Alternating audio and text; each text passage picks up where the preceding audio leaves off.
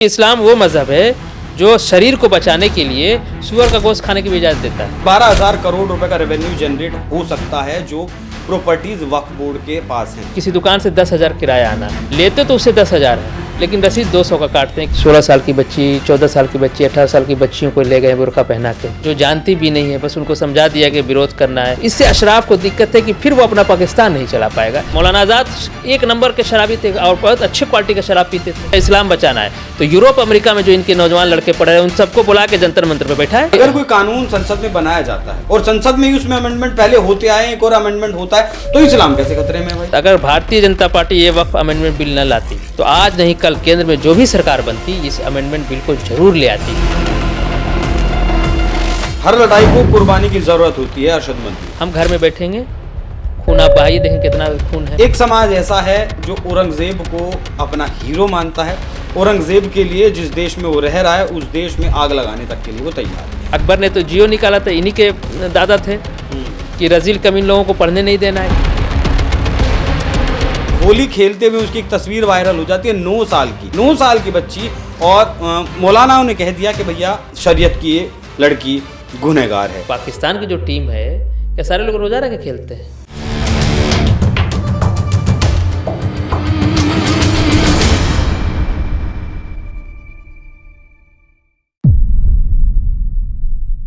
देश में वक्फ बोर्ड को लेकर बवाल मचा है। जंतर मंतर पर धरना प्रदर्शन चल रहा है। 1 लाख से 1.5 लाख की भीड़ जुटाने की कोशिश की गई थी, लेकिन मात्र 5 से 10 हजार लोग वहां पहुंचे।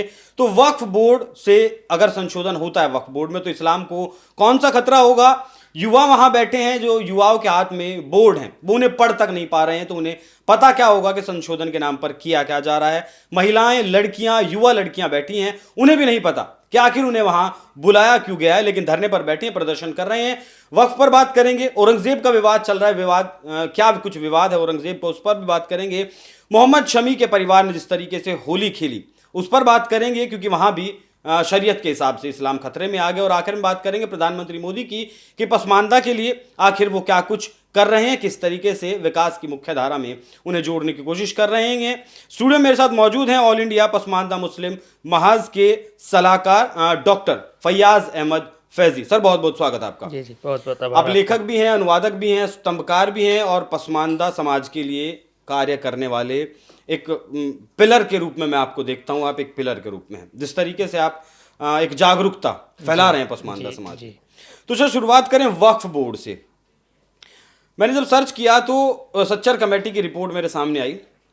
उसमें वक्फ बोर्ड का मैंने देखा कि सच्चर कमेटी ने कहा है कि 12,000 करोड़ रुपए का रेवेन्यू जनरेट हो सकता है जो प्रॉपर्टीज वक्फ बोर्ड के पास हैं, लेकिन वक्फ बोर्ड की तरफ से आंकड़ा दिया जाता है मात्र 200 करोड़ रुपए का। अगर ऐसा होता तो क्या मुस्लिम समाज आज कहाँ होता, और क्या वाकई में ऐसा है? देखिए, अगर वक्फ प्रॉपर्टीज़ का मैनेजमेंट ढंग से हुआ होता तो मुस्लिम समाज में जो दबा कुचला तबका है या जो गरीब है, वक्फ का उद्देश्य यही है कि जो समाज के अंदर जो गरीब है, जो बेवा है, विधवा है, अनाथ है, या जो भी वंचित है, उसको अपलिफ्ट किया जाए। इसीलिए दान दिया जाता है। सभी धर्मों में लगभग एक ही तरह का कॉन्सेप्ट है। लेकिन वक्फ के साथ दुर्भाग्य ये रहा कि वक्फ बोर्ड बनने के बाद से इसका जो मैनेजमेंट रहा हमेशा अशराफ वर्ग के पास रहा। जो है तो वो सरकार का उपक्रम, लेकिन अशराफ ने कुछ ऐसा सिस्टम बनाया था कि चाहे जिसकी सरकार हो वही लोग मनोनीत होकर उसमें आएंगे, वही चुन के भी उसमें आएंगे, वही तो। लेकिन जो हितधारक है वो उसमें शामिल नहीं होता था, और वो एक अलग से एक करप्शन और इस तरह की चीज़ें अनियमितताएँ थी। तो वक्फ का जिस तरह से फ़ायदा मिलना चाहिए समाज को, नहीं मिल पाया है। एक बात। दूसरी बात, आप देखेंगे इसी कंपेयर में देखिए, जो ईसाई समुदाय है उसकी जो वक्फ की प्रॉपर्टी, जैसे वो स्कूल खोलते हैं, हॉस्पिटल्स खोलते हैं, उसका फ़ायदा न सिर्फ ईसाई समाज को बल्कि सारे भारत के हर धर्मों के लोगों को बहुत होता है। तो वो चूँकि मैनेजमेंट मुझे लगता है कि बहुत अच्छे से कर ले जाते हैं, तो वो समाज में दिखाई दे रहा है उसके फ़ायदे। वक्फ में अनियमितताएँ बहुत हैं, वक्फ बोर्ड में करप्शन बहुत है। चंद लोग, चंद परिवारों को लोग उसको वक्फ को लूट खसोट रहे हैं, खा रहे हैं।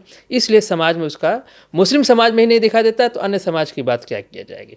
देखिए, एक बात बताऊं मैं, अभी रिसेंटली पंजाब सरकार ने वक्फ बोर्ड का चेयरमैन एक पसमानदा को बनाया है।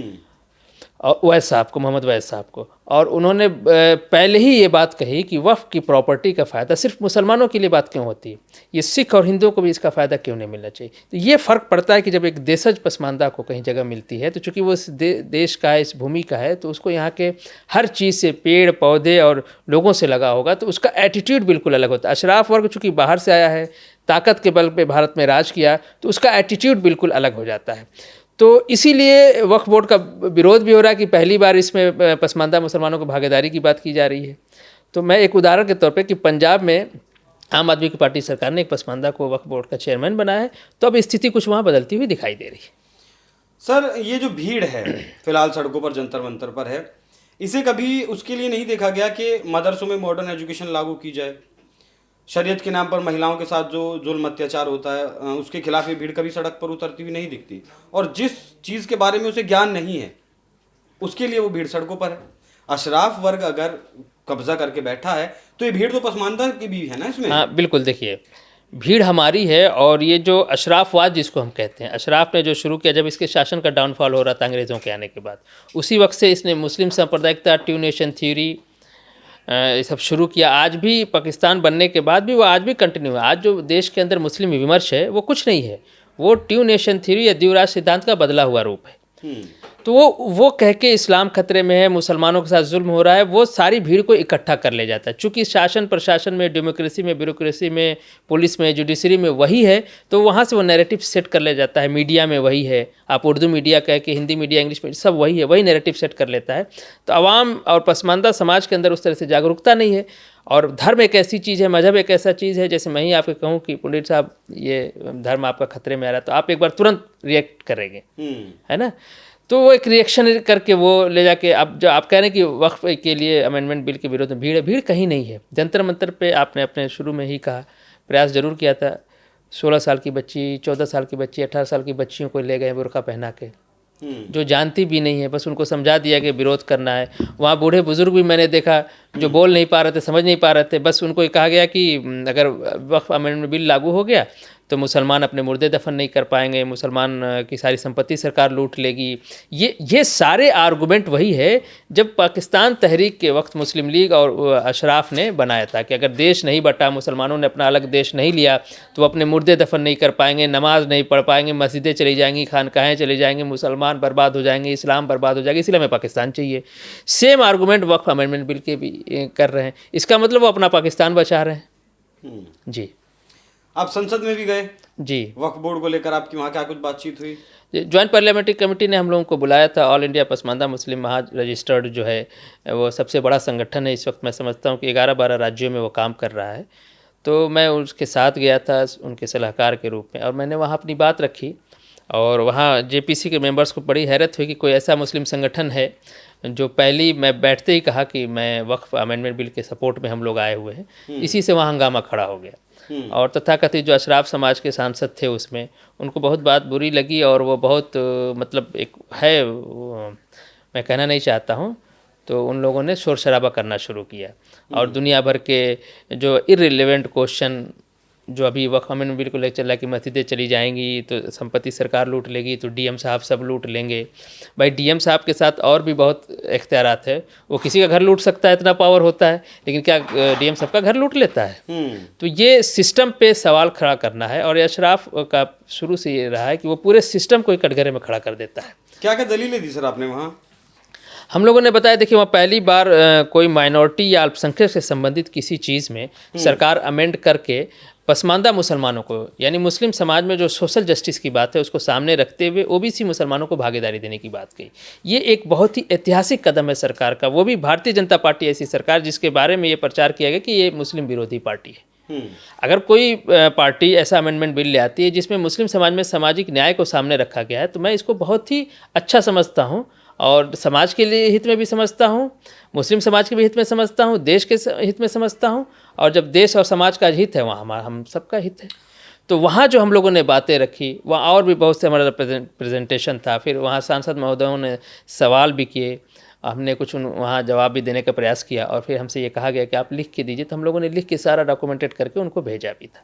तो बहुत ही अच्छा पहल था, पहली बार पसमानदा के पक्ष पार्लियामेंट में गया कि नहीं, ये भी मुस्लिम समाज है जो देशज मुसलमान है, जो कुल मुस्लिम आबादी का 90%, इनकी बात ही कहीं नहीं आती है।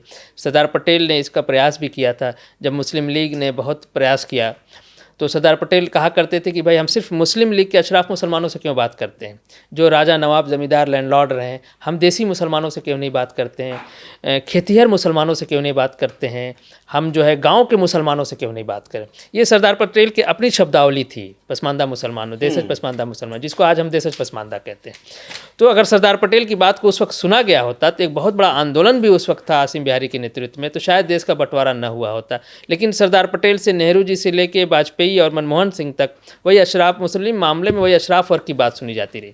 मोदी जी के शासन में ये चेंज हुआ और पहली बार हमें अपना पक्ष रखने का मौका मिला। बहुत ही सकारात्मक हम लोगों को वहाँ पे पार्लियामेंटेरियन जो थे, जो मेंबर्स थे, उनकी तरफ से मिला, विशेष रूप से सत्ता पक्ष की तरफ से। और विपक्ष के सांसदों ने भी मैं आम आदमी पार्टी के सांसद ने आके मेरी पीठ भी थपथपाई, माननीय आदरणीय सांसद संजय सिंह जी ने कि नहीं डॉक्टर साहब आपने अच्छी बात की, उन्होंने जो प्रश्न था मैंने उनको सेटिस्फाई किया। तो एक अच्छा वो रहा और पहली बार एक पक्ष गया। तो इससे सरकार को भी समझने में आसानी हुई कि नहीं, मुसलमान वही नहीं है जो ओवैसी कह रहे हैं, मुसलमान वो भी है जो फैयाज अहमद फैजी कह रहे हैं। बिल्कुल सर, जब मैं वक्फ बोर्ड को लेकर रिसर्च कर रहा था तो मुझे कुछ आंकड़े दिखाई दिए। तुर्की जो देश है 99% मुस्लिम रहते हैं, वहाँ भी वक्फ बोर्ड है, वहाँ भी भ्रष्टाचार था। तो भ्रष्टाचार को देखते हुए उन लोगों ने भी नए कानून बनाए। सऊदी अरब 96% मुस्लिम, वहाँ भी भ्रष्टाचार था वक्फ बोर्ड में, उन लोगों ने भी नए कानून बनाए।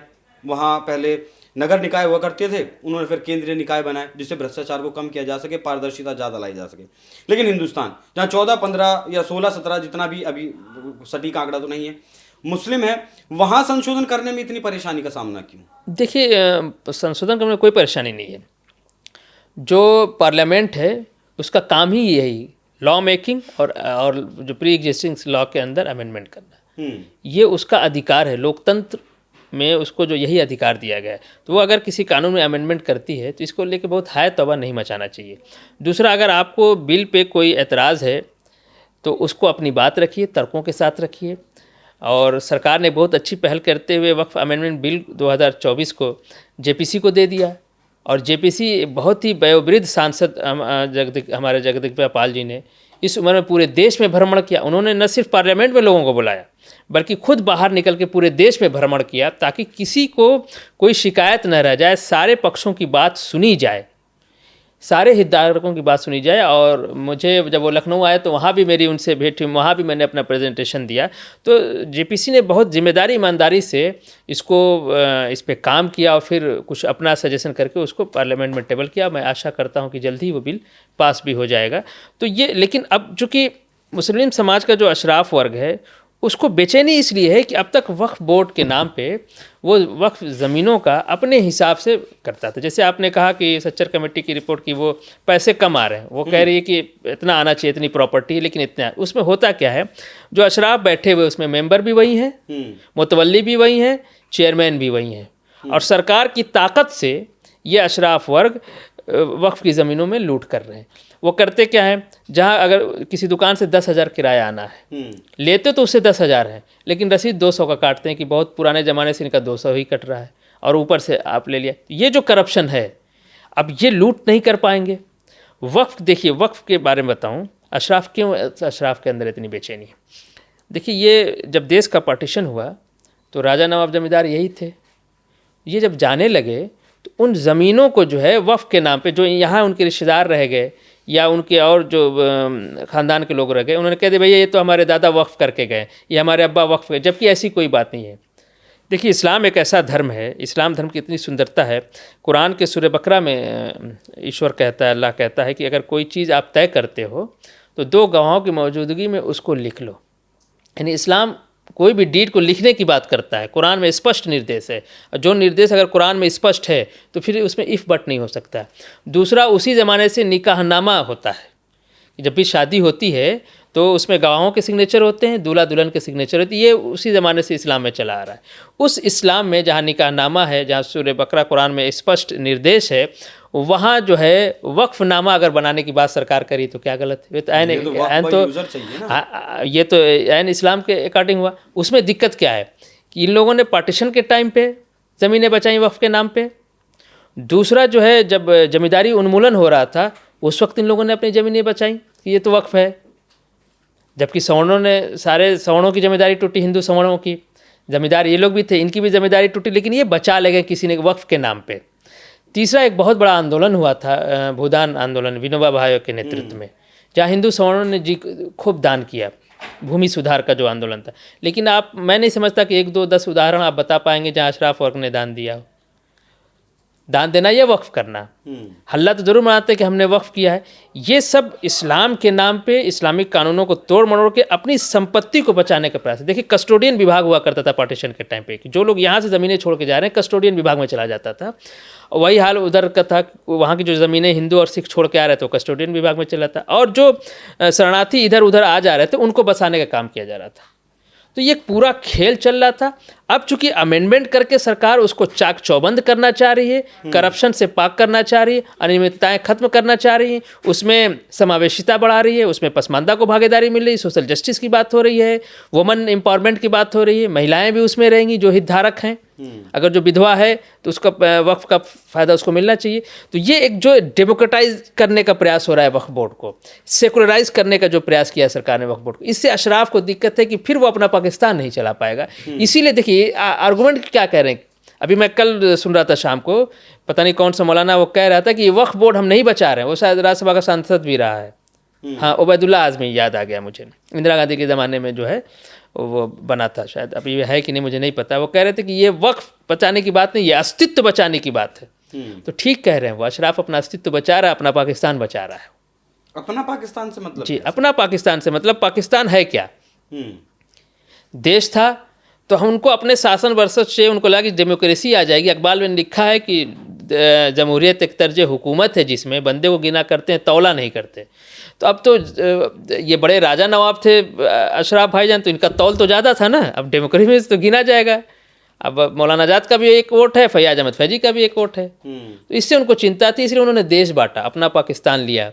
और भारत के अंदर भी वक्फ बोर्ड, मदरसा बोर्ड और मुस्लिम तुष्टीकरण के नाम पे अपना तुष्टीकरण करा के, बताइए मौलाना आज़ाद पहले शिक्षा मंत्री बनते जो कहीं से एजुकेटेड नहीं थे, ना उनकी मदरसा में कोई एजुकेशन हुआ था, ना स्कूल कॉलेज तो छोड़ ही दीजिए आप, घर में 2-4-10 किताबें पढ़ी थी, तेज तर्रार आदमी थे, तो सेल्फ स्टडी थी जो भी उनकी स्टडी थी, ठीक है आप उनको एजुकेटेड कह लीजिए, लेकिन प्रॉपर स्कूल मदरसे में तो कोई एजुकेशन नहीं थी।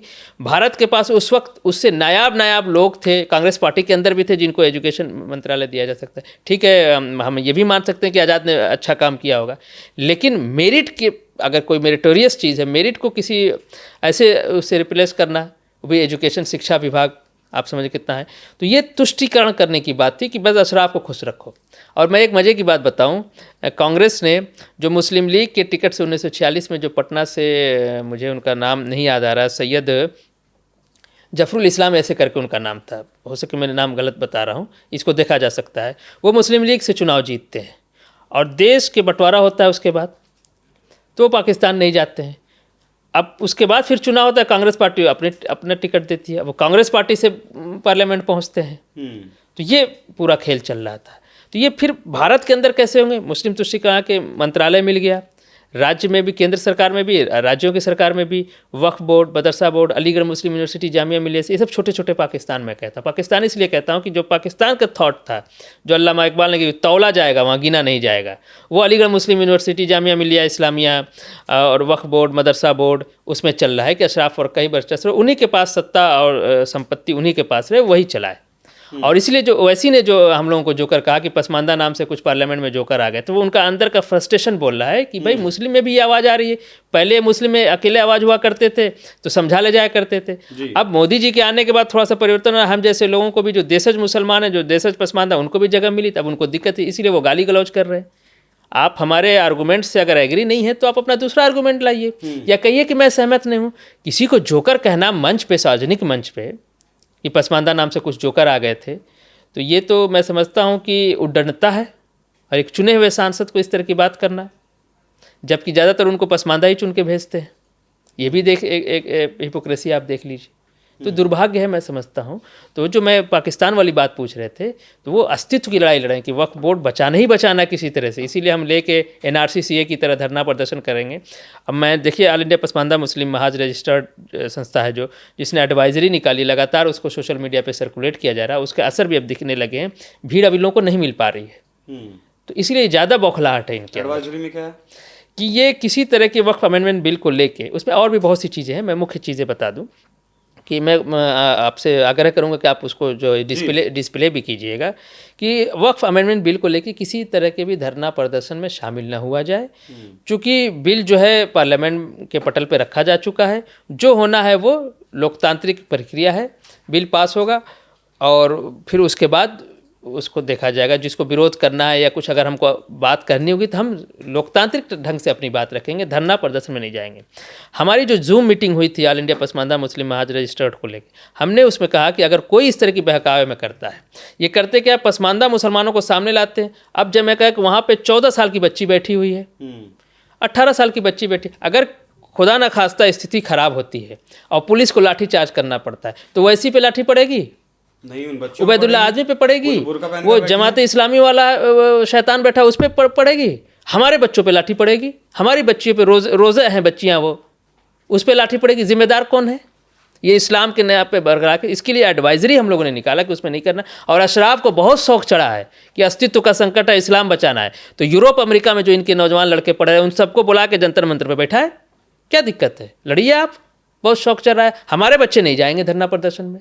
हमारी स्थिति जो भी अच्छी हुई है, इस देश में एक अच्छा देश बना, एक संविधान बना, उसी के आधार पे हमारी कुछ जिंदगी अच्छी। तो आज मैं सूट पहन के आपसे बात कर रहा हूँ, ये हमारे संविधान की देश है। मैं पार्लियामेंट में भी ये बात कहा कि हमारी कुछ भी स्थिति है, देश कुरान से नहीं चलना है, देश संविधान से चलना है। हमारी जो कोई स्थिति अच्छी हुई संविधान की अच्छी थी, और ये हमारे बुजुर्ग जानते थे। इसीलिए आसिम बिहारी के नेतृत्व में मुस्लिम लीग का जो विरोध किया था, हमारे बुजुर्ग आइडिया ऑफ इंडिया के साथ थे। उस वक्त संविधान बहुत क्लियर नहीं था कैसा होगा, लेकिन ये तय था कि एक सेकुलर डेमोक्रेटिक देश बनाने की बात हो रही। तो आइडिया ऑफ इंडिया के साथ हमारे बुजुर्ग थे, और आज भी हम संविधान के साथ हैं। हमने मुस्लिम लीग को उस वक्त चुनाव हराया आसिम बिहारी के नेतृत्व में, जब एडल्ट फ्रेंचाइज नहीं था, पढ़े लिखे लोगों को और पैसे वाले लोगों को वोट देने का अधिकार था। उस ज़माने में पसमानदा जो स्वच्छकार और कामगार जातियाँ थी, चुनाव हराए, कम सीटों पर हराए, लेकिन हमने मुस्लिम लीग को एक प्रतिरोध दिया था। और आज भी हम मुस्लिम सांप्रदायिकता और इस तरह की उल जलूल चीज़ें जो इस्लाम के नाम पे, इस्लाम खतरे के नाम पे अशराफ अपना उल्लू सीधा करता है, उसके हम अगेंस्ट है।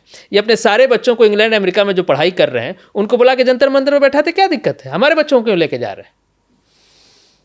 पहले इस अमेंडमेंट से पहले अगर विवाद होता था तो आप ट्रिब्यूनल कोर्ट जाते थे, लेकिन अब आप ट्रिब्यूनल कोर्ट भी जा सकते हैं, आप जिला अदालत भी जा सकते हैं, आप हाई कोर्ट तक भी जा सकते हैं।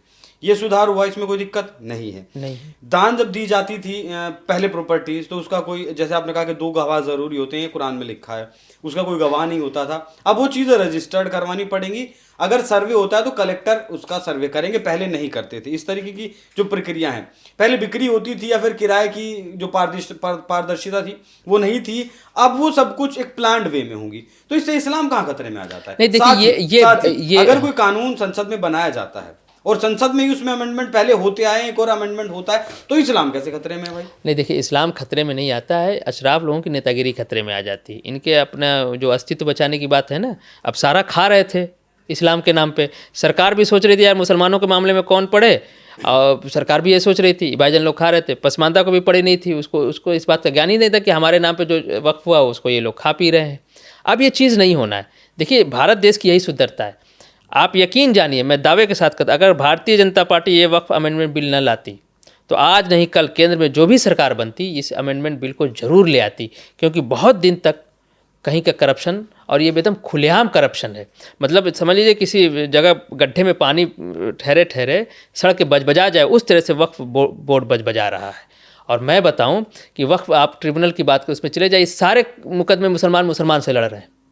हाँ, 2023 में 148 मुकदमे मुसलमान है, सब मुसलमान थे। मैं बताऊं, जिस कब्रस्तान में मेरे पिताजी दफन है, मेरी छोटी बहन दफन है, मैं थोड़ा भावुक हो रहा हूँ कहते हुए, मुझे अपनी बहन की याद आ रही है। उस कब्रस्तान के 80% ज़मीनें जो हैं हिंदुओं की दी हुई है। हिंदुओं में भी विशेष रूप से राजपूत हिंदू जो हमारे यहाँ हैं उनकी ज़मीनें दी हुई हैं, और उसका मुकदमा पता है हम लोग किससे लड़ रहे हैं? मुसलमान से लड़ रहे हैं, जिसकी ज़मीनें 10, 15, 20% से ज़्यादा नहीं है। और वो सारे हिंदू जिनके पूर्वजों ने दान दिया था, उनके सारे जो इस वक्त की जो उनकी जनरेशन है, पीढ़ी है, हमारे साथ धरना प्रदर्शन में रहे, डीएम के घेराव में रहे, कहीं स्टेशन के सामने या पार्क में बैठ के हमने धरना किया। तो उस धरने में अगर जो 50 लोग बैठे हैं ना, तो 35 उसमें हिंदू बैठे हुए थे। ये समझिए। और आप कह रहे हैं कि हिंदू वक्फ बोर्ड में क्या करेगा? आप गांव चले जाइए, पूरे भारत का दौरा कीजिए, आपको बहुत सी मस्जिदें, बहुत से मदरसे, बहुत से जो है कब्रिस्तान मिलेंगे जो हिंदुओं की ज़मीन पे है। हिंदुओं ने स्वेच्छा से दान किया कि भाई हमारे लोग कहाँ जाएंगे, कहाँ दफन करने जाएंगे। मेरा जो कब्रिस्तान पुश्तैनी मैं बता रहा हूँ, गंगा नदी के किनारे है, और जब बाढ़ आती है तो ढक जाता है। और मैं बताऊँ, जब मेरे दादा के दोस्त थे शिवराम सिंह, मेरे दादा ने अपने दोस्त की बेटी का कन्यादान किया है। इतने अच्छे संबंध थे, आज भी उस परिवार से हम लोग एक ही परिवार, उस इलाके में हम लोग एक ही परिवार माने जाते हैं। अगर कोई हमारे ऊपर उंगली उठा रहा है तो वो समझिए शिवराम सिंह के परिवार पे उंगली उठा रहा है। तो इतनी अच्छी दोस्ती थी, और वो बहुत मजबूत आदमी थे। हम लोग खोखा दादा प्यार से कहते थे शिवराम सिंह। जब हमारे दादा एक्सपायर कर गए, 1.5 साल हमारे दादा बिस्तर पे थे। अपने ज़माने में पहलवान रह चुके हैं, कांग्रेस पार्टी में रहे। 1942 की क्रांति में शिवराम सिंह और दादा लोगों ने भाग लिया था। स्वतंत्रता सेनानी हमारे दादा थे, और सशस्त्र आंदोलन में लिया। फिर बाद में 42 के बाद उन लोगों को लगा कि नहीं, गांधी जी वाला ठीक है, तो फिर वो लोग सशस्त्र विद्रोह छोड़ के इस तरह से विरोध करने लगे। तो हमारे दादा को जब दफन कर दिया गया उस कब्रिस्तान के अंदर, और सारी भीड़ जब चली गई, तो मुझे याद है, मैं बहुत छोटा तो नहीं था मैं, और शिवराम दादा, खोखा दादा बैठ के मतलब जोर जोर से रो रहे थे। कभी किसी ने उनको पब्लिक प्लेस पे रोते हुए नहीं देखा। आप कह रहे हैं कि हिंदू वक्फ बोर्ड में क्या करेगा?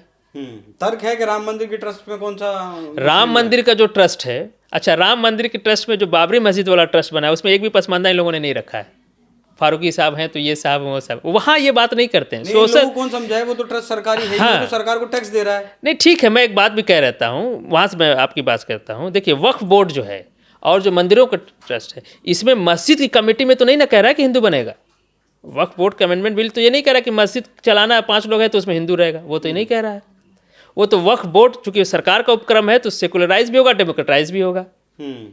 और उसका एक क्लेम भी मता नहीं, बहुत सी ज़मीनें हिंदुओं ने दान कर रखी है, और वो इतने अच्छे हैं कि हमारे साथ मुकदमा लड़ रहे हैं, चंदा दे रहे हैं। हर संडे को हमारे यहाँ जो मीटिंग होती थी, उसमें मदरसे में हम लोग मीटिंग करते थे अपने कब्रिस्तान के लिए। कब्रिस्तान बचाओ समिति बनी थी, सब हिंदू हैं उसमें। मुसलमान लोग जो हैं, पसमानदा लोग, तो निकलने में थोड़ा टाइम लगाते थे, हिंदू आके पहले बैठे रहते कि इसको साफ करना है। भाई, ज़मीनें तो उनके बाप दादा की दी, वो भी एक मुकदमा डाल देते कि हमारे बाप दादा ने दी थी, अब हम नहीं देंगे। और आप कह रहे हैं साहब हिंदू क्या करेगा? ठीक है। 40,951 मुकदमे अब तक वक्फ बोर्ड में पेंडिंग है, जिनमें ज़्यादातर मतलब 10,000 के आसपास आम लोगों के हैं, और ज़्यादातर, जैसे सर ने भी बताया, कि मुसलमान से ही मुकदमे लड़ रहा है। सर, मैं जैसे देख रहा था कि लगभग 32% आबादी मुस्लिमों की अशिक्षित है, 30% आबादी गरीब है। आपने भी बताया कि अंदर खाने तो पैसा ले ही रहे हैं, कहाँ 12,000 करोड़ और कहाँ 200 करोड़, मतलब 11,800 करोड़ का अंतर बैठता है। क्या इस समाज को अब तक पूरी तरीके से शिक्षित नहीं किया जा सकता था? गरीबी भी छोड़िए, दूर नहीं की जा सकती थी, क्या शिक्षित नहीं किया जा सकता था कम से कम? वक्फ बोर्ड से जो कमाई होती है। मैं बताऊं, इस्लाम का ऐसा, देखिए रमज़ान महीना चल रहा है, इसमें लोग ज़कात निकालते हैं। ज़कात का ये सिस्टम है कि 1 साल में एक बार आप ज़कात निकालिए, अपनी संपत्ति का 2.5%। ये आर्थिक न्याय की बात करता है। इस्लाम के अंदर अगर मूल में जाएंगे तो सामाजिक न्याय भी आपको दिख जाएगा, लेकिन वो इस्लाम में अल्लाह के रसूल सल्लल्लाहु अलैहि वसल्लम जाने के बाद से उसको हटा दिया गया, उसमें नस्लवाद, जातिवाद डाल दिया गया। लेकिन ज़कात का देखिए, ज़कात भी आप देखेंगे, जो मिडिल फैमिली है, लोअर मिडिल फैमिली, वही निकालती है। पैसे वाले लोग ज़कात, अब उनका 10 करोड़ ज़कात निकल रहा है, तब 50,000 बांट देंगे तो उनके भाईजान का वाह वाह भी हो जाता है। अगर ज़कात का प्रॉपर मैनेजमेंट हो, ठीक, वक्फ के प्रॉपर्टी का प्रॉपर मैनेजमेंट हो, तो सरकार से अनुदान इसकी उसकी समाज को ज़रूरत ही नहीं पड़ेगी। एक बड़ी संख्या है मुसलमानों की इस देश के अंदर, और एक बड़ी प्रॉपर्टी बहुत है वक्फ की। हमने कहा ना कि ईसाइयों ने अपनी प्रॉपर्टी को कैसे मैनेज किया है, कि न सिर्फ ईसाई समाज को बल्कि दूसरे समाज को भी उसका फ़ायदा मिल रहा है। और हम उम्मीद करते हैं कि जब ये वक्फ अमेंडमेंट बिल लागू होगा, पसमानदा को हिस्सेदारी मिलेगी, तो निश्चय स्थिति बदलेगी। देखिए, भारत एक सुंदर देश है और हम लगातार तरक्की के रास्ते पे आगे बढ़ रहे हैं। तो इसीलिए मुस्लिम मामले में भी प्रधानमंत्री ने सोचा कि इसीलिए वो सोशल जस्टिस की बात करते हैं कि मुस्लिम समाज में सोशल जस्टिस होना चाहिए। अमेंडमेंट मिल रहा है तो उसमें सोशल जस्टिस को सामने रख के ओबीसी को दिया। ये बात ठीक है कि हम लोग पार्लियामेंट गए तो हमने कहा कि मुस्लिम समाज में जो शेड्यूल ट्राइब हैं, शेड्यूल कास्ट हैं, जैसे आपने पायल तड़वी का नाम सुना होगा, वो जो है सुसाइड केस बहुत मशहूर हुआ, वो शेड्यूल ट्राइब समाज से आती महाराष्ट्र में। महाराष्ट्र में डीएनडी भी होते हैं, मुस्लिम होते हैं, और सिद्धि कर्नाटक के अंदर आपको ट्राइब मिलेंगे, टोडा मिलेंगे आपको, तो उनको भी भागीदारी देने की बात हम लोगों ने कही। अब उस्ताद बिस्मिल्लाह खां जिनकी कल जयंती थी, वाजपेयी सरकार ने उनको जो है भारत रत्न दिया था, तो वो लाल बेगी समाज, ये स्वच्छकार समाज से आते थे। तो एक स्वच्छकार समाज से आने वाले मुसलमान का भारत के लोकतंत्र में तो सम्मान है कि उसे सर्वोच्च सम्मान मिल रहा है, भारत रत्न, लेकिन मुस्लिम पर्सनल लॉ बोर्ड में जगह नहीं है। बाबरी मस्जिद के लिए जो ट्रस्ट बना उसमें जगह नहीं है। देश के अंदर, पाकिस्तान में क्या हाल होगा इससे आप अंदाजा लगा सकते, जो मुस्लिम नाम पे, वो भी पाकिस्तान में मुस्लिम नाम पे बना। ये देखिए, मुस्लिम नाम, इस्लाम नाम इनको बहुत सूट करता है, मोडस अप्रेंटिस है इनका। ये इस्लाम को सामने रख देते हैं कि अब इस्लाम को जब सामने रखते हैं तो इस्लाम को डिफेंड करने के लिए पूरी दुनिया से 1 अरब लोग आ जाते हैं। मेरा भी धर्म इस्लाम है, अगर आप इस्लाम को कुछ बोलेंगे तो हम भी डिफेंड में आ जाएंगे। इसीलिए मुझे इस्लाम पे आर्टिकल लिखने की ज़रूरत पड़ी। 5 पार्ट में मैंने आर्टिकल लिखा है, द प्रिंट ने उसे छापा है, इंग्लिश और हिंदी दोनों में, ताकि ये जो इस्लाम को बार बार सामने ले आते हैं और हम लोग जो जागरूकता पसमानदा समाज में करते हैं, वो समझाते हैं कि इस्लाम के धोखे में नहीं आना है, ये इस्लाम का धोखा हमें देते हैं, अपना उल्लू सीधा करते हैं। वक्फ अमेंडमेंट बिल पे जो धरना प्रदर्शन में मस्जिद जो ऐलान हुआ, वो कौन था ऐलान करने वाले? ये बस एक तरफ से फूंक देते हैं, पसमानदा माइक लेके निकल के ऐलान कर रहा है कि सरकार ज़मीन लूटे, कहीं कुछ नहीं हो रहा है। तो ये एक झूठ फैला के। मैं कुछ बयान आपको बताता हूँ सर। जी। हर लड़ाई को कुर्बानी की जरूरत होती है, अरशद मदनी। हर लड़ाई को। जी। समर्थन वालों को मुसलमान कभी माफ नहीं करेंगे। मतलब जो बीजेपी के साथ जो पार्टियां लगी हुई हैं, वो चिराग पासवान हो या फिर नीतीश कुमार हो या टीडीपी हो, वो वैसे साहब ने कहा संसद को चैन से नहीं चलने देंगे। अगर संसद में बिल आएगा तो सपा की हैसियत है, सपा इस हैसियत में है आपकी दुआ से कि संसद को चलने नहीं देगी। धर्मेंद्र यादव संसद से सड़क तक लड़ाई लड़ेंगे, जहां खून की जरूरत होगी वहां खून देंगे, जहां हमारी जरूरत होगी वहां अहली सफ में खड़े मिलेंगे। वो सहारनपुर वाले मसूद सांसद जो नहीं, अगले सफ में ये हमने बताया ना अभी कि अपने बच्चों को इंग्लैंड अमेरिका से बुला लें, अगली सफ में लगा दें। हम घर में बैठेंगे, खून आप बहाइए, देखें कितना खून है इस्लाम के लिए आपके अंदर। और वो जो कौन यादव का आप पढ़ रहे थे, धर्मेंद्र यादव, हाँ, तो ये मतलब उन्होंने कहा है कि ऐसी हैसियत में हम हैं आपकी दुआ से। तो ये धर्मेंद्र यादव जिस पार्टी से आते हैं वो सामाजिक न्याय की पार्टी अपने को कहती है। तो उसका जो सामाजिक न्याय है ना, सांप्रदायिक चरित्र का सामाजिक न्याय, वो हिंदू समाज में सामाजिक न्याय की बात करते हैं, मुस्लिम समाज में सामाजिक न्याय की बात नहीं करते। दूसरा, ये वो लोग हैं जो गांधी नेहरू को समझा ले गए। तो अखिलेश कौन सा यादव था वो, बताइए? हाँ, वो तो बहुत बच्चा है अभी, उनको तो वक्फ का वो नहीं पता है और छाती पीट रहे हैं कि वक्फ बचाएंगे, हिला देंगे संसद। अरे भैया, जान लो वक्फ क्या है, किसके लिए दिया जाता है, मैनेजमेंट कैसे होता है, कुछ तो पढ़ लो। है तुम्हारे साथ तमाम, एक मौलाना को इन लोगों ने सांसद बना रखा है, उसी से पूछ लो। नहीं बताएंगे ना, क्योंकि दुकान नहीं हाँ, बस वो सिलेक्टिव। तो ये मुस्लिम तुष्टिकरण की बस भाईजान लोग के साथ हैं, हम संसद से संसद हिला देंगे। लाइन वक्फ पर आपसे, वक्फ इस्लाम के खिलाफ है या फिर मुसलमानों के खिलाफ है? बस एक लाइन। नहीं, किसी के खिलाफ नहीं है। देखिए, ये सरकार का उपक्रम है। वक्फ प्रॉपर्टी को मैनेजमेंट करने के लिए सरकार ने अच्छा अमेंड किया है और ज़रूरी अमेंडमेंट किया है। इससे समाज को पहले फ़ायदा होगा, मुस्लिम समाज को भलाई के लिए, और मुस्लिम समाज में भी ख़ास तौर से जो पसमानदा समाज है, जो विधवाएं हैं, जो महिलाएं हैं, जो तलाकशुदा महिलाएं हैं, जो विधवाएं हैं, जो यतीम बच्चे हैं, अनाथ हैं, उनको फ़ायदा मिलेगा। ठीक है। और ये जितने भी लोग जंतर मंतर पर बैठे हैं, मैं उनसे, मतलब अगर मुझे ये हमारा वीडियो देख रहे हैं, इस पॉडकास्ट को देख रहे हैं, तो उनसे एक सवाल है कि कितने यतीमों की आज तक इन लोगों ने मदद की है, कृपया करके एक बार बता दें, पब्लिकली बता दें, पर्सनली नहीं, पब्लिकली बता दें। सर, औरंगजेब को लेकर बहुत विवाद इस वक्त देश में चल रहा है। महाराष्ट्र में जो कुछ हुआ आपने देखा, नागपुर में किस तरीके से नागपुर को जलाया गया। एक धड़े की मांग है कि औरंगजेब इस देश का हीरो नहीं हो सकता, औरंगजेब की जो कब्र है वो यहाँ से हटा दी जाए। एक समाज ऐसा है जो औरंगजेब को अपना हीरो मानता है, औरंगजेब के लिए जिस देश में वो रह रहा है उस देश में आग लगाने तक के लिए वो तैयार है। कौन सही कौन गलत, आप भी बता दीजिए। देखिए, सही गलत से अलग हट के मैं औरंगजेब पे बता दूं, ये हमें समझा दिया जाता है। मैं एक लैंग्वेज की बात से आपको समझाने का प्रयास करता हूँ, किस तरह से इम्पोजिशन होता है कि औरंगजेब हमारा हीरो है। फिर मैं बताऊँगा औरंगजेब ने पसमानदा के लिए क्या किया है। देखिए, मैं एक बार आंध्र प्रदेश से मैंने डॉक्टर ऑफ मेडिसिन की डिग्री वहाँ से ली है, डॉक्टर NTR यूनिवर्सिटी या हेल्थ साइंसेज विजयवाड़ा से। तो मैं वहाँ, मेरे एक अपनी थी, मैं अपने दोस्तों के साथ गाँव में जाता था, प्रकाशम डिस्ट्रिक्ट में मरकापुर एक जगह। वहाँ हमने पूछा कि आप लोगों की भाषा तो तेलुगु है ना? तो दो दोस्त खड़े थे, तो उस एक लड़के ने दूसरे से कंफर्म किया तेलुगु भाषा में कि क्यों, हम लोग की भाषा तेलुगु तो नहीं है ना, उर्दू है ना। वो तेलुगु में कंफर्म करके मुझको बताया कि नहीं, हम लोग की भाषा तेलुगु नहीं, उर्दू है। कंफर्म किससे कर रहा अपने साथी से पूछ के? तेलुगु में। इस तरह से इम्पोजिशन है। इसी तरह से हीरोशिप का भी इम्पोजिशन है। औरंगजेब वो बादशाह है जिसने फतवा आलमगीरी लिखवाया था।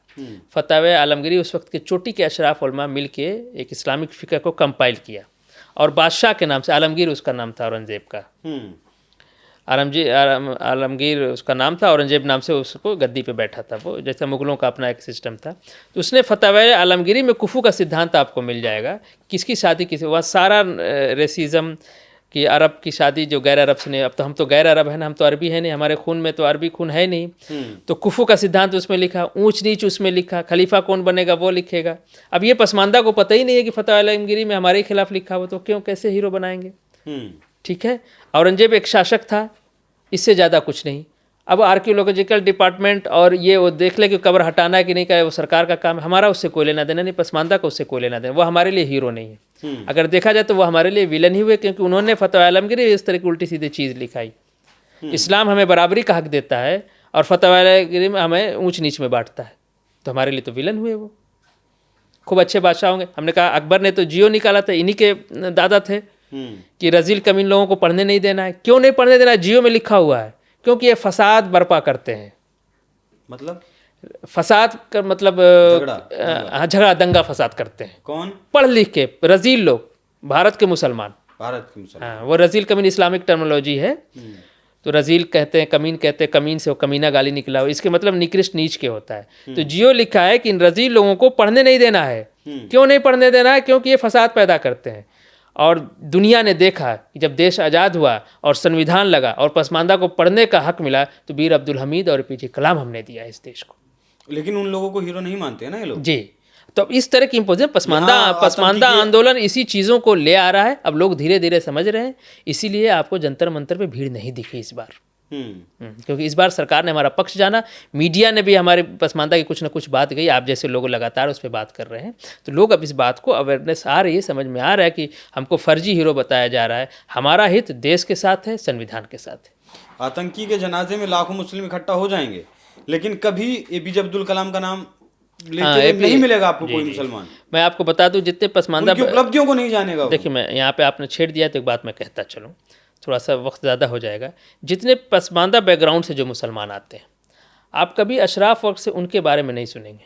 बड़े बड़े लोग, सिंगर मोहम्मद रफ़ी, म्यूजिशियन नौशाद, शकील बदायूनी, अशराफ से कभी आप ये एक है ना, कम्युनिस्ट है फिल्म इंडस्ट्री में, घूम घूम के मीडिया पे वो देता रहता है, क्या नाम है उसका, जावेद अख्तर, इसके मुँह से कभी आप नहीं सुनेंगे। नसरुद्दीन शाह, ये सब अपर क्लास हैं, इनके मुंह से कभी पसमानदा बैकग्राउंड के जो कलाकार हैं, उस्ताद बिस्मिल्लाह का पूरी दुनिया में शहनाई के लिए माने जाते हैं, उनका आप नाम नहीं सुनेंगे, है ना। और उनके रफ़ी पे अभी मैंने रिसेंटली एक आर्टिकल लिखा, वो उस ज़माने में भजन लेना लोग पसंद नहीं करते थे, फिल्मी जो कलाकार थे, कि अगर भजन हम गाएंगे तो कहीं हम टाइप ना हो जाए, तो फिर रोमांटिक सॉन्ग नहीं मिलेंगे। लेकिन रफ़ी भजन खूब गाते थे। और राजकुमार जी हैं, बहुत वरिष्ठ ब्यूरोक्रेट्स रहे हैं अमेरिका में भारत की तरफ से, वो बता रहे थे कि 69-70 में एक भजनों का एक कैसेट आया था रफ़ी का। तो वो चूँकि पसमानदा बैकग्राउंड था, एक मन तड़पत हरिदर्शन को आज, ये गाना सिर्फ पसमानदा बना सकता है। रफ़ी ने गाया है, शकील बदायूनी ने लिखा है और नौशाद ने म्यूज़िक दिया है। उसी तरह से APJ कलाम को बदनाम किया गया, रफ़ी को भी बदनाम किया गया कि एक जगह कहीं मस्जिद में चंदा देना था, तो कहे कि भाई तुम गाना गाते हो, तुम्हारा पैसा हराम है, नहीं लेंगे। इंदौर की बात है ये। APJ कलाम को कहा गया कि भाई ये तो वो पढ़ते हैं, गीता पढ़ते हैं, तो मुसलमान ही नहीं है। तो पसमानदा बैकग्राउंड के मुसलमानों को बदनाम ये करते हैं, और खुद शराब पीने तक है। मौलाना आज़ाद एक नंबर के शराबी थे और बहुत अच्छे क्वालिटी का शराब पीते थे, सिगरेट पीते आपको थे। कैसे पता सर? बीबीसी ने रिपोर्ट किया है और मैं तो पढ़ता लिखता मैं तो मास्टर का बेटा, मुझे पता है। मौलाना आज़ाद के बारे में है कि बहुत अच्छी क्वालिटी का शराब पीते थे और विदेश जाते थे और अकेले बंद बैठ के शराब पीना पसंद करते थे और चैन स्मोकर थे।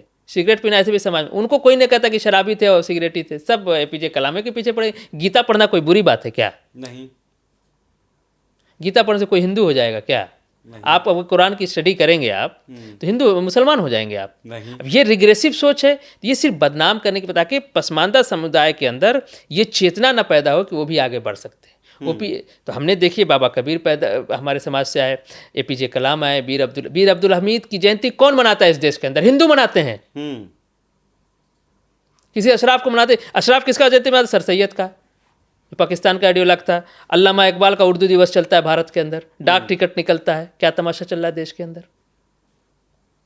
मौलाना तो फिर भी चलो भारत में रह गए, एक जस्टिफिकेशन बनता है, लेकिन शराब पीते थे, सिगरेट पीते थे, वहाँ नहीं चलता है। हाँ, तो लेकिन पसमानदा बैकग्राउंड को एपीजे कलाम को बदनाम करना है, आतंकियों को, औरंगजेब जैसे को जो है हाईलाइट करना। बादशाह तक खत्म हो गई कहानी उसकी। उसको इतना हीरो बनाने की क्या जरूरत है कि बुजुर्ग था तो ये था, तो हाथ से वो टोपी सिल के हाथ से कुरान लिखता था, टोपी सिल के अपना खर्चा चलाता था। वाह वाह वाह, झूठ का कोई और छोर है। तो ये इसको उसको टोपी सिल के उसने हिंदुस्तान पे मतलब जितना हिस्सा भी फतेह किया। आप देखिए, अगर सिंप्लिसिटी की बात है तो एपीजे कलाम ने जो राष्ट्रपति होने के बाद भी जो सिंप्लिसिटी दिखाया इस देश के अंदर, उदाहरण है। कभी किसी अशराफ के मुंह से सुन लीजिए, एक ब्रीफकेस लेके वो राष्ट्रपति भवन में गए थे, एक ब्रीफकेस लेके बाहर निकला और कहा कि ये जो अवतार पार्टी ये सब बंद करो।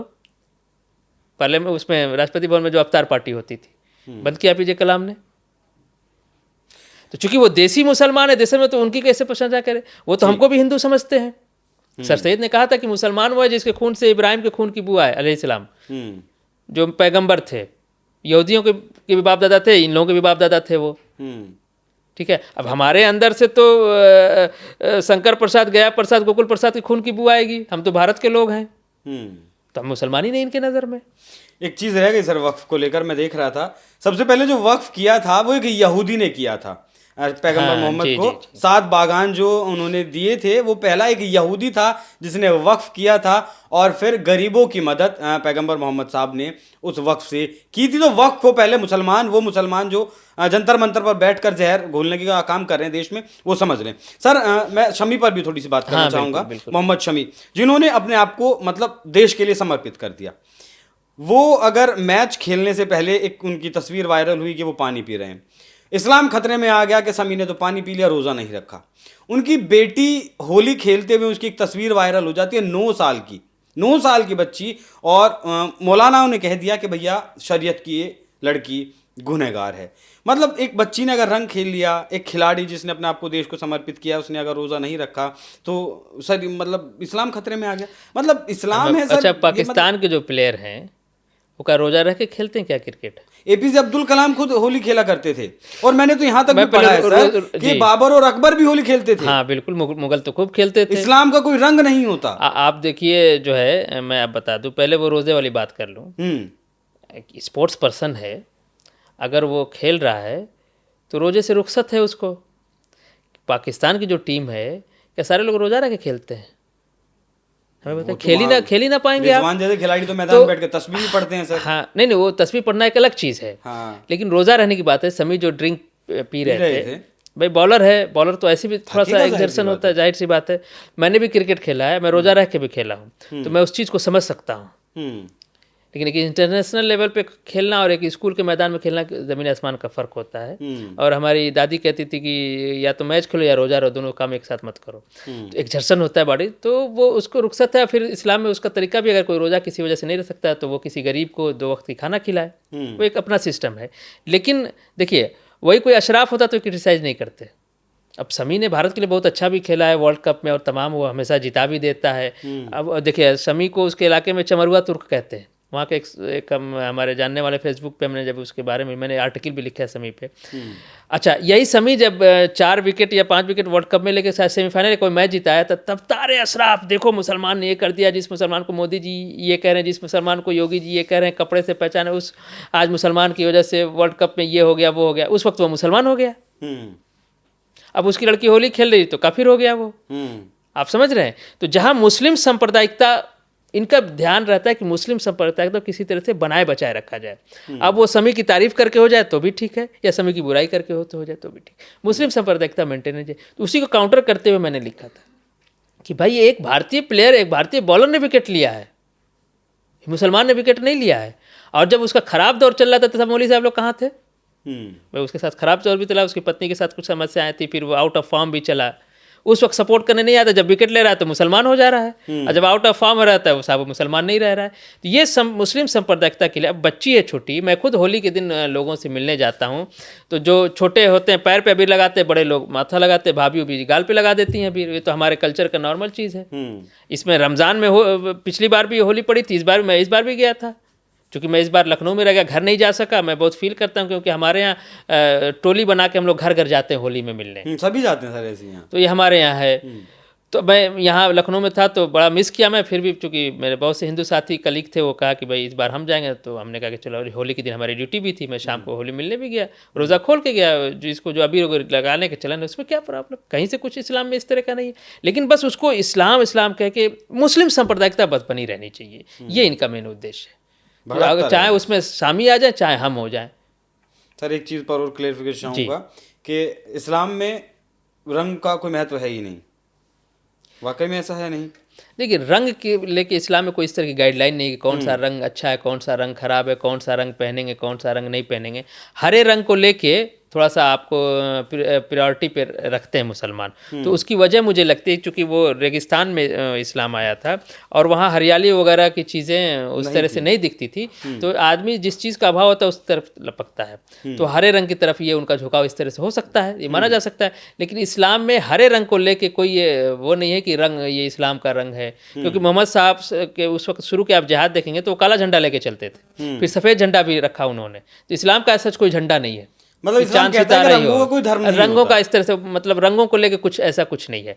हाँ देखिए, जैसे किसी चीज़ से अगर नुकसान पहुंच रहा है, कोई कलर ऐसा जिससे बॉडी को नुकसान पहुंच रहा है, तो एक दूसरी चीज़ होगी, वो एक अलग मसला है। क्योंकि इस्लाम वो मजहब है जो शरीर को बचाने के लिए सूअर का गोश्त खाने की भी इजाज़त देता है।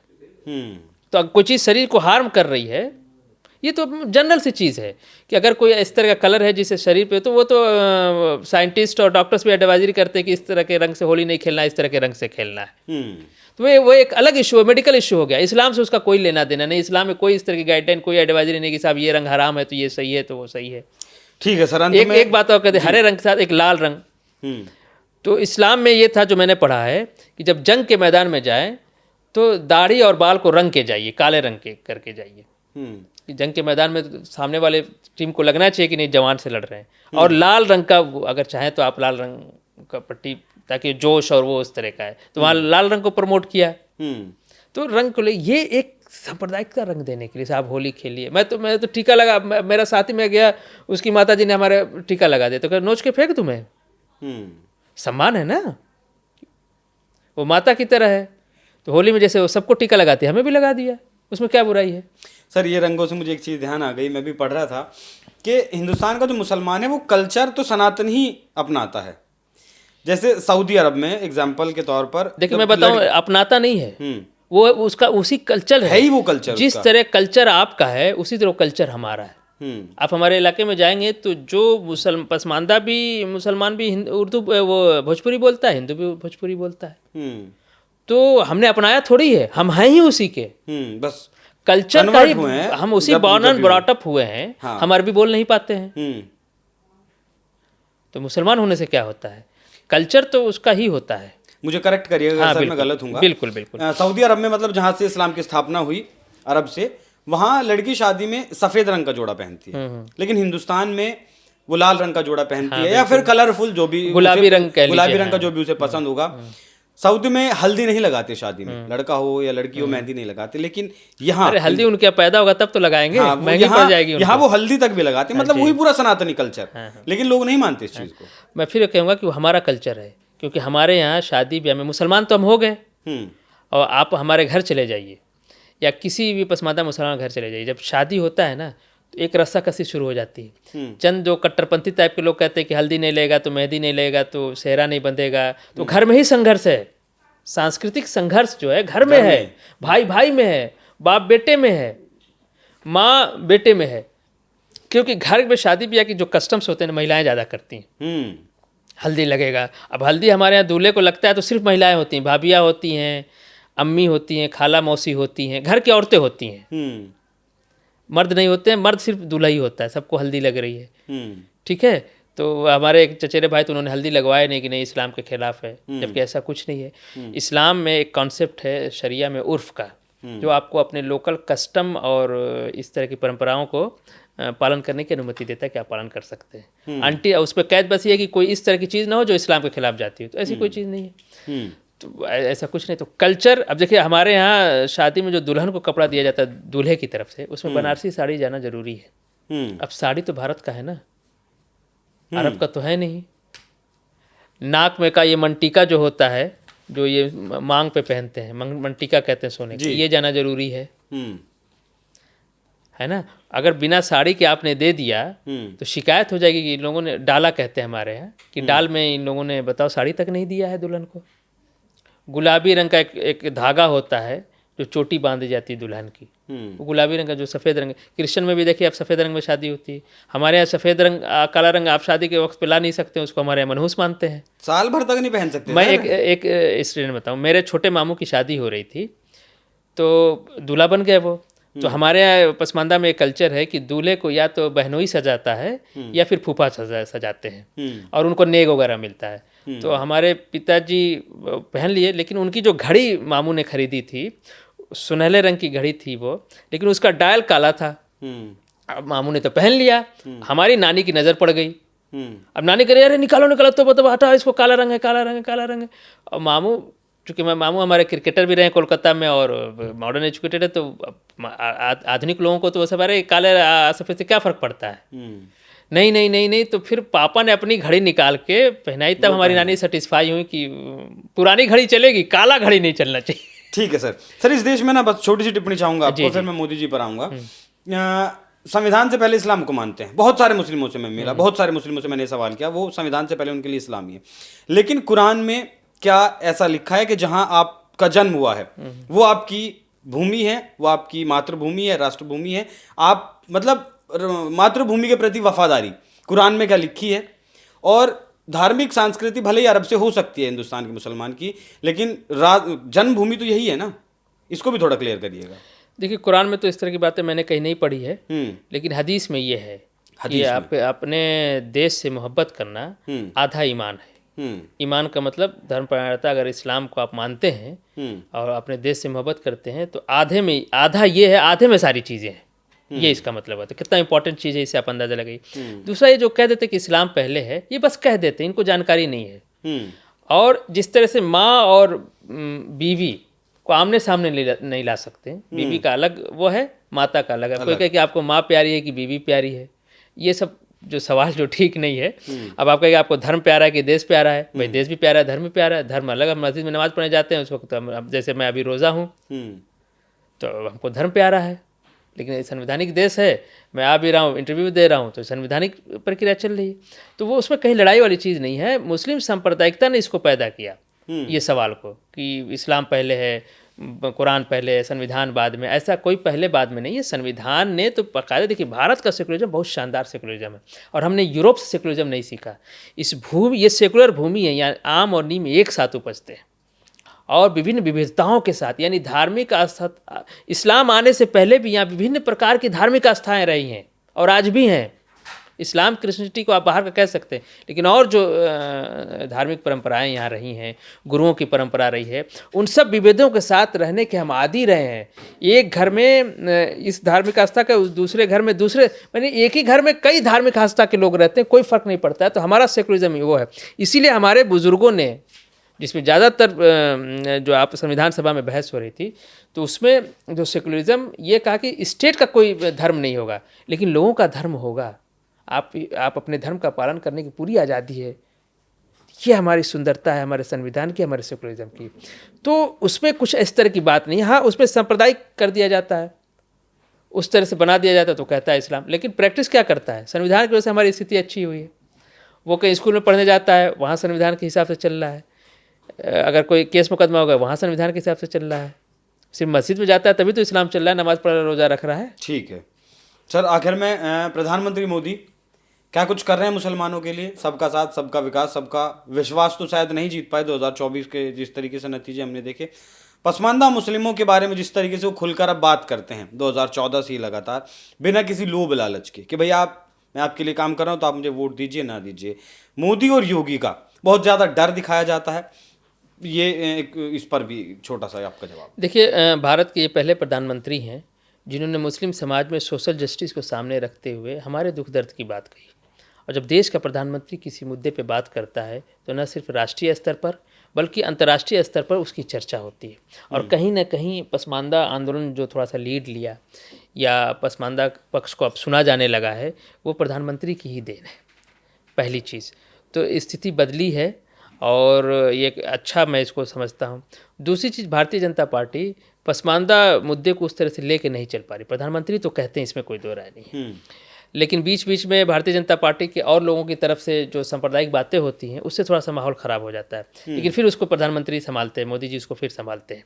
मैंने एक बार भविष्यवाणी की थी, जिस तरह से हिंदू समाज में सामाजिक न्याय को भारतीय जनता पार्टी ने एड्रेस किया और वो लगातार न सिर्फ केंद्र में बल्कि राज्यों में भी सरकार बना रही है, उसी तरह से वो मुस्लिम समाज में सामाजिक न्याय को एड्रेस करती है और अपने संगठन में सरकार में जगह देती है, तो भारतीय जनता पार्टी अगले 40 साल के लिए अजेय हो जाएगी। इसको कोई रोक नहीं सकता है, क्योंकि जो हिंदू समाज में जो ओबीसी तबका है वो एक बहुत बड़ा तबका है, उसी तरह मुस्लिम समाज में जो ओबीसी तबका है बहुत बड़ा। अगर सोशल जस्टिस की बात होती है और भारतीय जनता पार्टी उसको जोड़ती है तो फिर वो और किसी को वोट ही नहीं मिलेगा। लेकिन इसमें समय लग सकता है। मेरा ये मानना है कि समाज के अंदर से भी और पार्टी के अंदर से भी इस पे काम होना चाहिए, सिर्फ प्रधानमंत्री के कहने भर से नहीं होना चाहिए। और देखिए, मैं समझता हूँ कि अभी वक्फ भी है, वो पंजाब ने जो वक्फ बोर्ड का जो चेयरमैन पसमानदा को बनाया, वो कहीं ना कहीं प्रधानमंत्री जी के लगातार इस बात को उठाने का ही प्रयास है। वो शादाब शम्स हैं, वो पसमानदा अच्छा देखिए, मेरे लिए जानकारी की बात है, मुझे जानकारी नहीं थी, थोड़ा सा मैं और आपसे डिटेल चाहूँगा। जी, तो बहुत अच्छी बात है। तो स्थिति का परिवर्तन हो रहा है। अब रह गई आपने जो समय समय पर देखिए, जो सांप्रदायिकता की बात है उससे कहीं ना कहीं फिर ध्रुवीकरण होता है। और वोट देने की जो बात आपने कही कि 24 में विश्वास नहीं जीत पाया, मैं इससे पूरी तरह से एग्री नहीं हूँ। वोट की राजनीति अलग राजनीति होती है और विश्वास, वोट परिवर्तन होने में बहुत समय लगता है। आप देखेंगे हिंदू समाज भी एक समय, और आज भी भाजपा को वोट नहीं देता है हिंदू समाज, कितने प्रतिशत, और लगातार आरएसएस और बीजेपी कितने लंबे समय से काम करते हुए अभी इधर 10-12 साल से कुछ उसको ठीक ठाक वोट मिलने लगा हिंदू समाज का। तो हिंदू समाज जब वोट नहीं दे, आज भी नहीं दे रहा है या उस वक्त नहीं दे रहा था, उसमें भी जब इतना समय लगा, तो पसमानदा समाज तो फिर भी रेडिकलाइज है मुसलमान के नाम, भाजपा जो मुसलमानों के खिलाफ पार्टी है, तो थोड़ा सा समय लगेगा, हमें थोड़ा सा समय देना चाहिए। लेकिन जब हम काम करते रहेंगे तब ये समय लगेगा। अगर हम बैठ जाएंगे, और मैं पसमानदा समाज से बराबर कहता हूँ किसी पार्टी को अछूत मत समझो। आपको लगता है भारतीय जनता पार्टी को मौलवी साहब के कहने में, अशराफ के कहने पे वोट देना है कि नहीं, ये डिसीजन ना लो, आप अपने खुद विवेक से डिसीजन लो, क्योंकि आपका वोट बहुत। और मैंने तो पिछले चुनाव में मैंने इसलिए भी भारतीय जनता पार्टी को फेवर किया, वोट देने की मांग की, खुलेआम मैंने मीडिया में कही कि मुझे लग रहा है कि जब एक पार्टी आपके सामाजिक न्याय की बात कर रही है, एक प्रधानमंत्री जब आपके सामाजिक न्याय की बात कर रहा है, तो आपको उसके साथ खड़ा होना चाहिए। जब आप उसके साथ खड़े होंगे तो एक अच्छा मैसेज जाएगा और फिर एक उत्साहवर्धन होगा कि हाँ, इनको जोड़ा जा सकता है। लेकिन वो चूंकि लोकसभा चुनाव में आप देखेंगे सांप्रदायिकता चरम पे थी। जब भी सांप्रदायिकता जब ऊपर आएगी तो सोशल जस्टिस नीचे चला आएगा, और सोशल जस्टिस जब ऊपर आएगा सांप्रदायिकता नीचे चली जाएगी। तो एक चुनाव से उसको मैं नहीं समझता हूँ। प्रधानमंत्री जी लगातार बोल रहे हैं, हमने उनका कई बार आभार व्यक्त किया है कि उनकी वजह से आज पसमानदा सारे मीडिया के लोग जान गए, समाज में चर्चा होने लगी, अंतर्राष्ट्रीय स्तर पर लेख लिखे जा रहे हैं, और निश्चय ही एक दिन में स्थिति नहीं बदलती है। मुस्लिम समाज में सोशल जस्टिस होगा और इसके लिए एक बड़ा श्रेय प्रधानमंत्री को जाता है, इसमें कोई दो राय नहीं। अंतर्राष्ट्रीय स्तर की आपने बात की सर, वो मुझे ध्यान आ गया। अभी प्रधानमंत्री का एक पॉडकास्ट हुआ, अमेरिका के यूट्यूबर ने पॉडकास्ट लिया। Donald Trump, Netanyahu, Zelensky, Putin, इन लोगों ने उसको मतलब अपने सोशल मीडिया से शेयर किया। तो इस स्तर के नेता जहां दुनिया में प्रधानमंत्री बन रहे हैं, वहाँ हिंदुस्तान में एक तबके का, एक मुसलमान समाज का विश्वास अगर जीतने में वो कामयाब नहीं हो पा रहे हैं तो उसका कारण यही कि सिर्फ वो उन्हें राजनीतिक भागीदारी नहीं दे पा रहे हैं। नहीं नहीं, ऐसी नहीं है। ये जो आप कह रहे हैं कि विश्वास नहीं जीत पाए, मैं इससे एग्री नहीं हूँ। हमारे जैसे बहुत लोग हैं जिनका उन्होंने विश्वास जीता। हमने कहा कि वोट से अगर आप उस चीज़ को नापते हैं तो ये पूरी तरह से बात ठीक नहीं हाँ, है। वो ठीक है सर। ठीक है ना। और वोट के रूप में कोई चीज़ परिवर्तित होने में समय लगता है, ये मैंने कहा। तो ये कहना कि मोदी जी ने विश्वास नहीं जीता है, मैं इससे एग्री नहीं हूँ। हाँ, कम जीता होगा, कम लोग प्रशंसक बने होंगे, लेकिन वो लगातार एक लंबे समय से प्रधानमंत्री हैं और वो बार बार इस बात को कहते हैं, सबका साथ सबका विकास। तो कहीं ना कहीं लोग उनसे जुड़ते हैं, ऐसा नहीं है। मैं बताऊं, उत्तर प्रदेश के निकाय चुनाव है, लोकसभा चुनाव की आपने बात की है। निकाय चुनाव में भारतीय जनता पार्टी ने मुस्लिमों को टिकट दिए, बहुत टिकट सारे दिया। अब और आप समझिए कि बहुजन समाज पार्टी और समाजवादी पार्टी के बाद भारतीय जनता पार्टी तीसरी बड़ी पार्टी थी जिसके टिकट पे पसमानदा मुसलमान सबसे ज़्यादा चेयरमैन हुए। आप समझ रहे हैं। तो जब निकाय चुनाव में वोट मिल सकता है तो लोकसभा में वोट मिल सकता है। अब देखिए, राजनीति करने वाले लोगों को पता है कैसे वोट लेना है। आप मीडिया से हैं, मैं समाज का आदमी हूँ। हमारा काम है अवेयरनेस फैलाना, आपका काम है जानकारी देना। तो हम जब अवेयरनेस का काम करते रहेंगे तो वो राजनीति करने वालों पे भी दबाव बनेगा कि भाई अब पसमानदा को इग्नोर नहीं किया जा सकता है, वो कर सकते हैं। तो राजनीति का और वोट की बिल्कुल अलग सी चीज़ होती है, समाज बिल्कुल अलग सा चीज़ होता है। ठीक है सर। अंत में एक आपसे मैं संदेश चाहूँगा, जिस तरीके से वक्फ को लेकर माहौल बनाया जा रहा है, धमकी दी जा रही है, दूसरा शाहीन बाग बनाने की धमकी दी जा रही है, तो अपने समाज को, मुसलमानों को एक संदेश आपकी तरफ से क्या कुछ? मैं यही कहूँगा, विशेष रूप से मैं मुसलमानों के लिए, मैं पसमानदा मुसलमानों की बात करता हूँ कि आप कहीं भी किसी के बहकावे में आने की ज़रूरत नहीं है। आप वक्फ अमेंडमेंट बिल को एक बार पढ़िए, देखिए। पहली बार ये बिल आया है जिसमें आपको भागीदारी देने की बात की गई है। आपसे ये कहा जा रहा है कि हम आपको जगह देंगे, महिलाओं को जगह देंगे। तो जब आप उस बोर्ड के अंदर में रहेंगे तो चीज़ों को मैनेज कर सकते हैं, देख सकते हैं। तो ये बहुत अच्छी चीज़ है। इसका विरोध करना मतलब अपने आप का विरोध करना होगा। इसीलिए किसी के बहकावे में ना आए, किसी धरना प्रदर्शन में जाने की ज़रूरत नहीं है। लोकसभा में मैं उम्मीद करता हूँ इंशाल्लाह ये पास भी हो जाएगा और इसके पास होने से एक सकारात्मक बदलाव समाज में आएगा, वक्फ प्रॉपर्टियों के मैनेजमेंट में आएगा और वक्फ से लाभान्वित जो तबका है, जो असल में जिसको लाभान्वित होना है, जो पसमानदा समाज है, गरीब है, कमज़ोर है, विधवा है, तलाकशुदा है, जो अनाथ बच्चे, उनको फ़ायदा होगा। वो बहुत जल्दी वो चीज़ें हमको देखने को मिलेगी। इसी उम्मीद के साथ मैं आपसे आग्रह करता हूँ, आप NMF न्यूज़ के माध्यम से, कि किसी भी तरह के दुष्प्रचार से दूर रहिए, बहकावे से दूर रहिए। रमज़ान का महीना चल रहा है, आप अपने घरों में रोज़ा रखिए, इबादत कीजिए और वक्फ अमेंडमेंट बिल को लेके जो दुष्प्रचार और धरना प्रदर्शन चल रहा है उससे अपने को दूर रखिए, अपने बाल बच्चों को दूर रखिए। बहुत बहुत धन्यवाद सर। रोज़ा आपका है और आपने उसके बावजूद भी हमें इतना वक्त दिया। तो वक्फ बोर्ड को लेकर जो भ्रांतियां फैलाई जा रही हैं, औरंगजेब को लेकर जो विवाद देश में चल रहा है, उससे सांप्रदायिक जो सौहार्द है देश का, वही खराब हो रहा है। बाकी और कुछ नहीं है। जितने मसले थे फिलहाल मौजूदा वक्त में देश में चल रहे हैं, सभी पर प्रकाश डालने की कोशिश की। बाकी ये चर्चा आपको कैसी लगी, कमेंट कर जरूर बताइएगा। नमस्कार। नमस्कार।